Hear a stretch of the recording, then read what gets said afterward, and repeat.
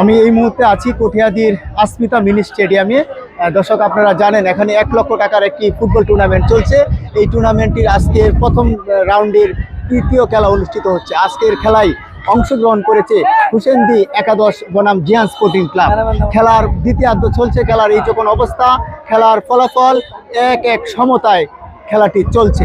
আপনারা জানেন এখানে যে 1 লক্ষ টাকার এই টুর্নামেন্টটির 32তম আসর এটি। যারা আয়োজক অষ্টগড়িয়া প্রাপ্য ক্রীড়া চক্রের আয়োজনে এই টুর্নামেন্টটি প্রতি বছর অনুষ্ঠিত হয়ে থাকে।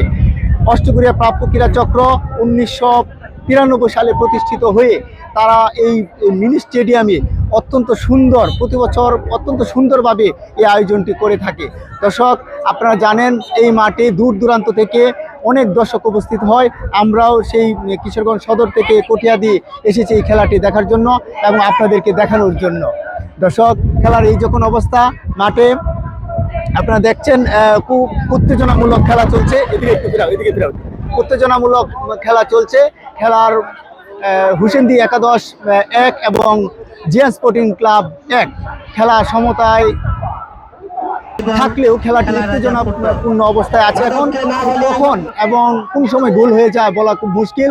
খেলাটি পরিচালনা করছেন কিশোরগঞ্জ রেফারিজ অ্যাসোসিয়েশনের দক্ষ রেফারি জনাব মোহাম্মদ রিপেল হাসান এবং তার সাথে দুজন সুযোগ্য সহযোগী জনাব ফেরদৌস মিয়া এবং রাকিব মাহমুদ কুলটন।